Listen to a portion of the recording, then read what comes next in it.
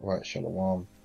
First, I'd like to give all praises unto Yahweh, Bahashem Yahushai, Bahaba Kakadash, and double honors unto the apostles and the elders of Great Millstone, and honors to you brothers out there in the highways and the byways teaching His word in all sincerity and in truth. And this is just going to be a thought-provoking lesson, exhortation regarding integrity. All right. Now, got this little image here that reads, "Wisdom is knowing the right path to take. Integrity is taking it." Right? And really taking it every time. You know, whether it be the easy thing to do or the hard thing to do, it is the thing to do. And that's integrity. You know, integrity isn't fazed by temptation or emotion. All right, it just follows the right path, and that's how we ought to be. You know, we have the greatest example of integrity in Yahushai, and many other examples of righteous men that followed Yahushai, that followed the Lord in the scriptures, man. All right, men of faith, immovable men of integrity. All right, and like I said, we're supposed to build ourselves up to follow in that example. All right, because when you come into this truth, what do you receive? You receive the wisdom of righteousness. That's the easy part. The hard part is then establishing in that, you know, the action, the doing. All right. So what I want to do is quickly go. I want to pull two examples out of the scriptures. So I want to pull Job and what happened between the Most High Job and the spiritual demon Satan. All right.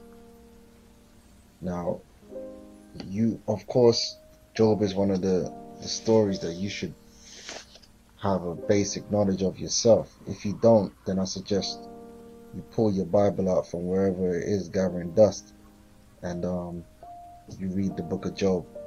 You know. Now, I'm just gonna pull bits out of the story for the purposes of, you know, the edification. But like I said, you really should, if you're gonna come into this truth, man, one of the things you need to be doing is you need to have a general knowledge of this Bible, man. All right. Yeah, we do these lessons and we go precept upon precept, line upon line. But what would really help your understanding on top of that is if you do read the Bible from beginning to end. So you have a general idea of what's in the Bible, and when someone's speaking to you about a particular story, you have a background knowledge of it. So you should be reading through the books of Chronicles, the books of Kings, Isaiah, Jeremiah, all these. You should have a good general knowledge of the scriptures. Okay, which is something that most of these Christians don't have. Most Christians don't have a good general knowledge of the scriptures, man. You know, which that's another topic. But like I said, if you're meant to be coming into this thing and learning, then you got a lot of catching up to do if you ain't read these scriptures at all. So that should be a priority. So we get to Job 1, and we're going to start from verse 8. It says, "And the Lord said unto Satan, Hast thou considered my servant Job?" Now, what does it mean by that? Job was a servant of the Lord in righteousness. Job's conviction was to follow the path of righteousness, was to fulfill the righteous will of Yahweh Hashem Yahushai. Okay, that was Job's conviction, and Job had the wisdom to do so. All right, he had the knowledge of right from wrong. All right, that there is none like him in the earth, a perfect and upright man. All Alright? One that feareth the Most High and issueth evil, which the word issueth means to avoid. Okay, he avoided evil. Okay. Then Satan answered the Lord and said, Doth Job fear God for naught? Hast not thou made an hedge about him, and about his house, and about all that he hath on every side? So Satan's basically saying, you put your protection upon him, that no ill or no evil can come upon him. Thou hast blessed the work of his hands, and his substance increased in the land. So basically Job was living on cheat mode. Alright, everything was blessed. Alright, so Satan was like, look, it's of course he's following the path of righteousness and doing things which are upright, because it's easy for him. He's getting rewarded, you know, everything's all good, you know. Of course he's gonna declare his love for you, and you know, this, that, and the other. So Job is now Satan's gonna put Job's integrity into question. Alright, because it's easy to do good when it's easy. It's easy to do the right thing when it's easy. The question is, will you do the right thing when it's hard? Will you do the right thing when there's temptation there? Job 1:11. But put forth thine hand now, and touch all that he hath, and he will curse thee to thy face. Basically, he will transgress against the Heavenly Father, man. He will go against his own convictions. He's supposed to be a servant of the Lord. He's supposed to serve the Lord no matter what. That's you know, no matter what the time of day is, no matter what the year is, no matter what the weather, no matter what the circumstance. Alright? Your conviction is supposed to be the same. Your principle is supposed to remain the same. And it says, and the Lord said unto Satan, Behold, all that he hath is in thy power, only upon himself put not forth thine hand. So Satan went forth from the presence of the Lord. And you can read the story. Basically, the Satan jacked Job up, man. You know, killed his children. You know, impoverished him. He lost his possessions, all that. Alright, so that was the hard route. That was the harshness. Alright. Now the easy thing for Job to do in that condition would be to buck up against the Most High, but he didn't. He retained his integrity. He stood by his principles. He did that which was right, regardless of emotion, regardless of how he felt. Alright. So again, Satan came again. And in verse 3 it says, and the Lord said unto Satan, Hast thou considered my servant Job? There is none like him in the earth, a perfect and upright man, one that feareth God and issueth evil, and still he holdeth fast his integrity. Alright, he stuck to his principles. Although thou movest me against him to destroy him without cause. We're showing you it's the Most High that sanctions evil. It's the Most High that sanctions Satan. If you have the understanding, because the all things is of the Lord. The Lord is the ultimate power and king over everything. Alright. And Satan answered, and Satan answered the Lord and said, Skin for skin, yea, all that a man hath will he give for his life. But put forth thine hand now, and touch his bone and his flesh, and he will curse thee to thy face. And the Lord said unto Satan, Behold, he is in thine hand, but save his life. Alright, and then so basically Satan plagued Job's body, man. So went Satan forth from the presence of the Lord, and smote Job with sore boils from the sole of his foot unto his crown. And you gotta remember that Job didn't do anything to so-called deserve what is happening to him. But you see, regardless of whether Job thought he deserved it or not, he retained his integrity, man. And that's what we gotta be like, man. If you claim you serve Yahweh Shem Yahushai and you submit to his will, You gotta submit to his will, whether it be for good or whether it be for bad. You submit. You understand? And that's called integrity. Alright? You got a lot of these people, oh yeah, they believe in God, they worship God. Then they come up to the camp and they find out what the scriptures really say. What's the first thing that comes out of their mouth? I don't want to worship a God like that. So you ain't got no integrity, man. Here it is, the day before you would have been exclaiming about how much you worship God and you believe in God and you do whatever it is, but as soon as something pops up that your stupid ass don't agree with, you ready to throw the Most High out the window. No integrity, man. No integrity. That's why one of the things Apostle Taha always says is, if it's in the scriptures, if you claim you want to follow the Most High and you want to follow his son, then whatever's in the scriptures, you got to roll with that. Whether it be for you or against you, you got to roll with it. All right. Now, let's go down to what Job 2:9. Then said his wife unto him, dost thou still retain thine integrity? Curse God and die. So basically, she was like, he was suffering, so to end the suffering, just curse the Most High, which would be a transgression against the Most High, and which would be against Job's character and better judgment, right? Curse and basically just have the Most High kill you to end the suffering. But Job would rather continue to suffer than transgress and dishonor himself. And that's that's the mark of a man with integrity. And on top of that, if you're really wise, you know the Most High, that just because you curse the Most High don't mean he will kill you. Hey, the Most High might do an even worse thing unto you. And that's wisdom too. But he says, but he said unto her, thou speakest as one of the foolish women speaketh.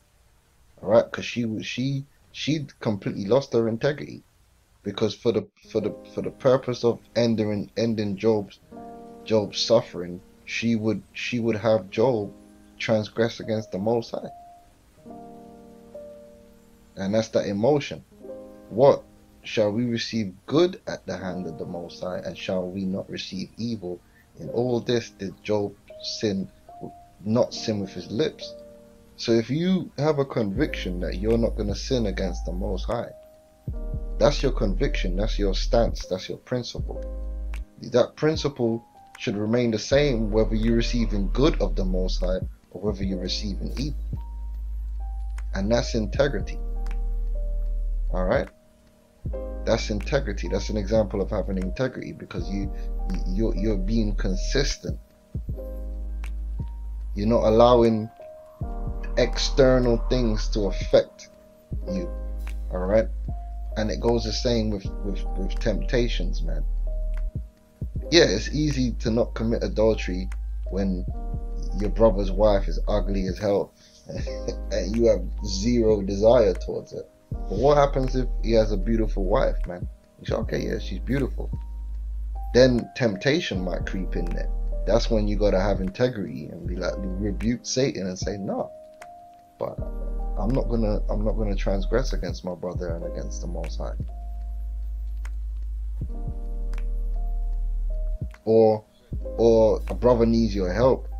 It's easy to help him when it's easy, but what if you gotta go out of your way? What if you know what I mean? What if in helping him you're gonna lose out in some way? Like I said, it's always easy to do the right thing when it's easy. It's when it's hard that it really counts, and that's the true test of your integrity. When the pressure is on.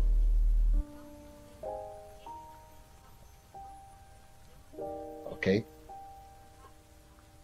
Will your principles and your character stand up to pressure? And it comes in various different forms, okay? This is the book of Luke 6:47. Whoso cometh to me and heareth my sayings, right? Which is the wisdom, the knowledge of righteousness. and doeth them. Yeah, the key is and to do them. I will shew you to whom he is like. So you gotta do them. You gotta have that integrity to follow that path. Yeah, he is like a man which built an house and dig deep and laid the foundation on a rock. Yeah, it's structurally sound. Yeah, structurally sound. That's what it is. It's integrity. Alright, which we're going to get the definition of integrity before I end this video. And when the flood arose, the stream beat vehemently. Yeah, that can represent any form of pressure for you to not fulfill the righteousness of the Heavenly Father. Any form of temptation, emotion, whatever the case may be. That's what the flood in that stream represents. Pressure. Pressure for you to do the wrong thing. Yeah? The stream beat vehemently upon the house and could not shake it, but it was founded upon a rock. Yeah, it couldn't be shaken. Immovable. Alright? Just like Job. Yeah? But he that heareth and doeth not is like a man without a foundation built an house upon the earth, against which the stream did beat vehemently, and immediately it fell, and the ruin of the house was great. Alright, and I got an example of like this house here. It says the house collapses before Hurricane Michael arrives. So you got all these other houses here, and you gonna see this house, man, just through. It had zero integrity, man. Now, if the storm never came, you would have thought, oh, that's a nice house. Yeah, in fair weather. But as soon as it was tested, it was found to be of no value, of no honor, no integrity, and it collapsed.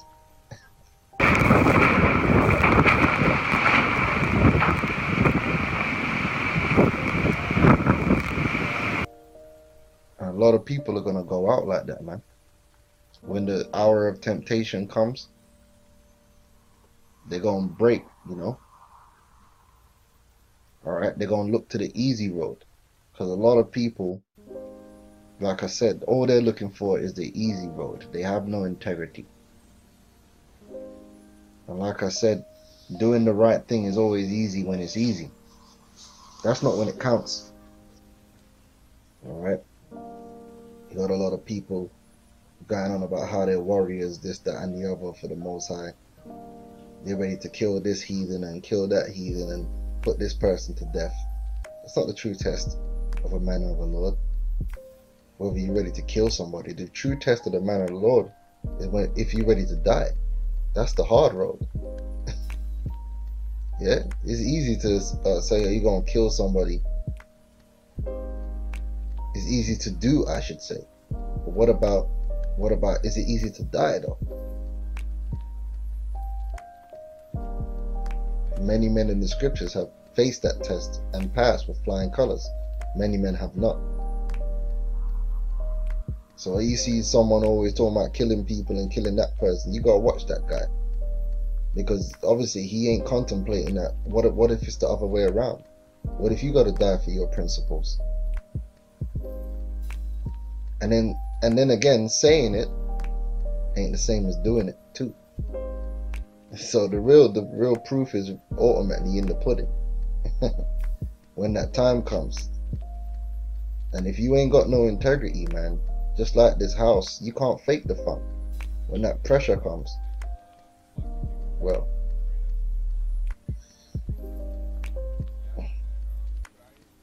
1 Corinthians 15 and 58, therefore my brethren, my beloved brethren, be ye steadfast, unmovable, always abounding in the work of the Lord, for as much as you know that your labor is not in vain in the Lord. And it goes into even this ministry. A lot of people want to do this work when it's cool, when you're getting good positive reaction from the people, and it's summertime and you're out there with your shades on and it's all good. Which, don't get me wrong, in the summertime when you're teaching the word and you're out there in the summer and it's a nice day, it's nice. It's easy to go out to camp when you're in a good mood and everything's right in the world in terms of, you know, you ain't got much going on that's pissing you off or all that stuff, and you're in a good mood and you're going out there and everyone's listening to you and blah blah blah. Yeah, but what happens when you got tribulation going on in your life? What happens when you're a bit down? Sometimes it happens, man. Sometimes you wake up and you don't want to do no videos, man. You don't want to do shit, man. You hurt. But you know what, man? Many a time I felt like that, but I said, you know what, though, I gotta do this work. I've made it. I've agreed that I'm gonna do this work. So it doesn't matter how I feel. I gotta do what I gotta do. All right. When the winter comes and we gotta go out to camp, I don't like the cold. I hate being out there in the cold. But you know why I go out in the cold? Not because I love the cold. Some brothers might like it. I hate the cold. I hate it. I don't want to be outside when it's cold. But you know why I do it? Because I've made an agreement to do it. And just because it's hard or something I don't like, doesn't mean I'm not gonna do it. Now you got a lot of cats that they don't go out in the winter. Why? Because they got no integrity, man. And they'll make a whole bag of excuses as to why they don't go out and teach in the winter. Some bullshit excuses. Oh, nobody ain't out there when it's cold. And that's bullshit, man. It's Christmas time, everyone's outside and it's cold as hell. So what are you talking about? New Year's Eve, around any winter, people are always out, man.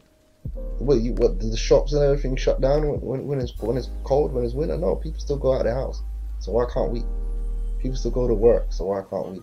You understand what I'm saying? But they'll make an excuse because they got no integrity. If you see a camp and they only go out to teach in fair weather when it's sunny, that should let you know that they only do what they promised the Lord they're gonna do when it suits them and when it feels good. That's the point I want to make. When it's easy. But when it's hard, they don't want to do it. That's a sign that you ain't got no integrity.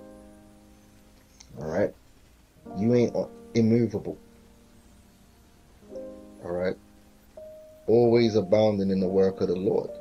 Right? And an example is that is apostles and elders, man. They've been consistent in doing this work, man, the right way. And that's integrity. Alright? And integrity is tested over time too. Alright? Let me look at the word integrity. It's because there's a lot you can pull out from just the very definition. It says the quality of being honest and having strong moral principles. You know, you got honesty, uprightness, probity, rectitude, honor, which the word honor means value. Alright? And consistency is value. Alright? When something isn't consistent, there's no value in it. If you got a car, right, and it's hit and miss whether that car is going to turn on, going to work, what value has that car? But if you got a car that, listen, no matter what happens, what the weather is, what's going on, as long as you put petrol in that car and you turn that key, the car starts and it's running. And it don't matter whether you're traveling 1 mile or 2,000 miles, that car going to just run. How valuable is that car? That car has integrity. That car has honor. Now you got a car that's all wishy-washy and, you know, no consistency, no standard. It's bullshit, man. No matter what the car look like, you're going to have to get rid of that car. Alright, upstanding, good character, principles, you get the deal. The state of being whole and undivided. What does it mean by whole? Meaning you're not double-minded, man. The wisdom of Yahweh Shai, that is the singularity of your mind. And when anything comes up against that, you rebuke it. You're not troubled by it. You stay in singleness in mind towards the righteous will of Yahweh Hashem Yahweh Shai. The condition of being unified and sound in construction. And that's what this ministry is all about. This ministry is all about building up men of integrity, building our integrity, building us to be immovable, building us to be solid, durable, strong in the Lord, that we may withstand the wiles of the devil, the diverse temptations. All right. Luke says to be intact. All right. Unlike this house over here, man. The winds blew. The hurricane didn't even touch the place proper yet, and it already broke up. All right. So I just wanted to speak up on that. Wisdom is knowing the right path to take. Integrity is taking it. And every man's integrity is going to be put to the ultimate test in the time of Jacob's trouble, the hour of temptation, man, especially through the mark of the beast, man. All right. And basically, we got to be ready to serve the Lord no matter the weather, man. Whether there be immediate reward, or put it this way, whether there be loss or whether there be gain. Yeah. And that comes into suffering. Whether there be good or whether there be evil, to do the right thing and to serve the Lord, man. And that's a beautiful thing. That's what we esteem to be like. All right. That's the true nature of a son of God, man.